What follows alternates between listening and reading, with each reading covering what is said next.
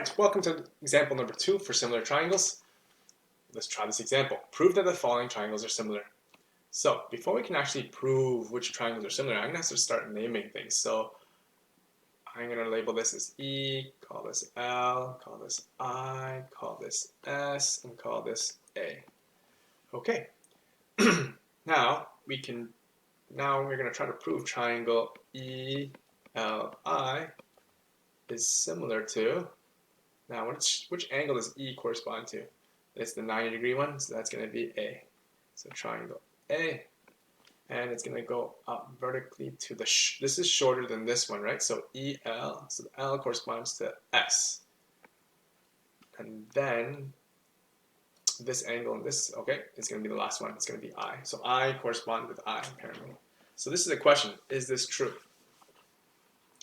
All right, so first thing we should do is understand that to prove two triangles are similar or not, we have two properties to take a look at. We can either prove them by looking at all three of their sides. Are they proportional? Or we compare all three angles. Okay, now given here, we don't know what x and y is. We can't actually prove all sides being proportional. So let's take a look at the angles here. We know that angle E and angle A are equal because they're both 90 degrees. So let's start with that.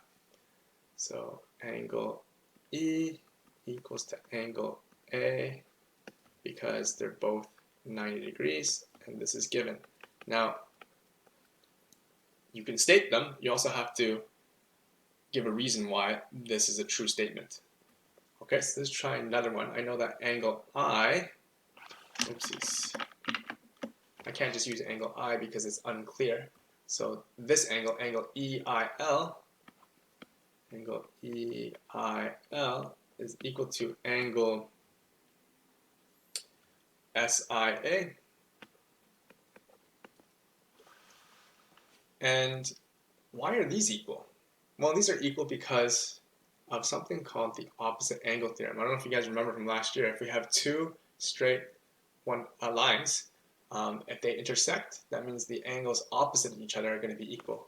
So this is called the opposite angle theorem. So this is the law that I'm referring to in order to prove that this is equal to this.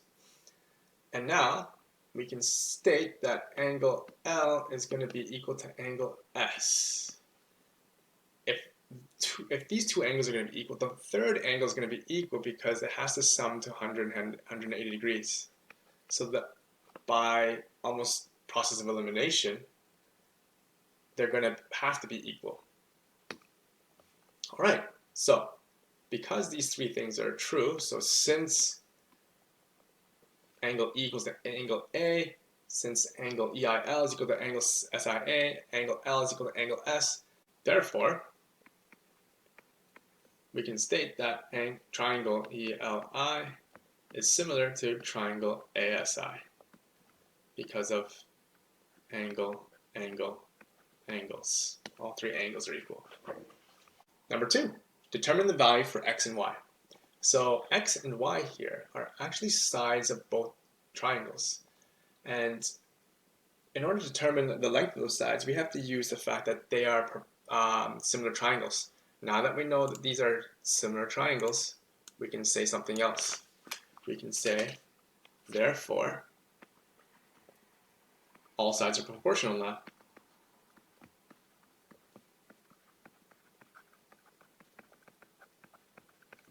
Okay, so that means this side, EI, is proportional to this side right here, because those are corresponding sides. SA corresponds to EL, and IS corresponds to LI. Okay, so taking a look here, I need to figure out how many times bigger this triangle is than this one. And if I compare the green sides, this is 24 femtometers, which is really small. It's 10 to the negative 15, so that's going to be if you take a millimeter and divide them into 1,000 billion equal slices, so take a millimeter, split that into 1,000 billions, it's going to be really, really small, which is how small nucleuses are. Then you get a femtometer. So we're talking about atomic particles here. So going back to this, these two green parts, I know this is 24 femtometers and this is X. I can't figure out how many times bigger this triangle is than this one because this is an unknown here. And same with the blue here. I can't use this information. I can't figure out how many times bigger this triangle is than this one because there's an unknown here. But the purple here, I know this is 18 and I know this is 3, and off the top of my head, I know this triangle now is 6 times bigger. If this side is 6 times bigger than this one, we can use the fact that there are similar triangles that all sides are now 6 times bigger. So let's do this showing some math. Let's do this showing this mathematically and rigorously, not just using our brain. You have to show your work properly with proper math notation.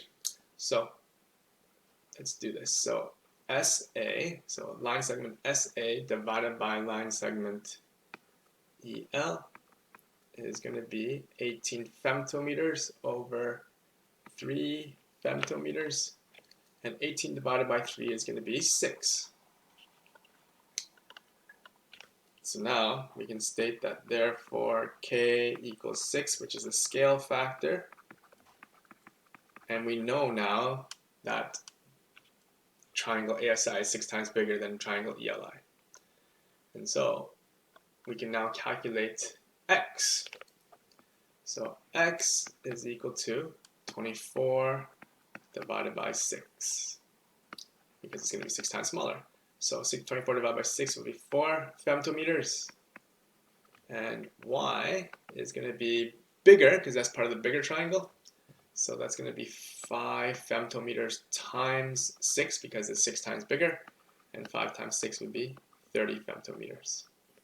And we found the value for X and Y. And we don't need the therefore statement because it's not a word problem. So just highlight it so it's easy for the person who's marking online to find their work.